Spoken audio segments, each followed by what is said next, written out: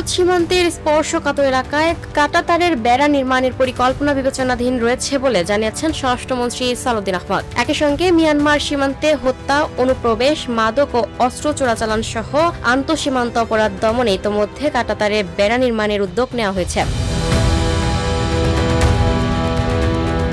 বুধবার 17 জুন জাতীয় সংসদের প্রশ্নোত্তর পর্বে তিনি এ তথ্য জানান। মন্ত্রী বলেন, 2024 সালের 5 আগস্ট থেকে ভারতীয় সীমান্তরক্ষী বাহিনী বিএসএফ এর পুশিনকৃত 2369 জনের মধ্যে 183 জনকে পুশ ব্যাক করা হয়েছে এবং 11 জনকে ফেরত হস্তান্তর করা হয়েছে। তিনি আরও জানান, ভারতের 36টি পুশিন প্রচেষ্টা সীমান্তে সফলভাবে প্রতিরোধ করেছে বিজিবি।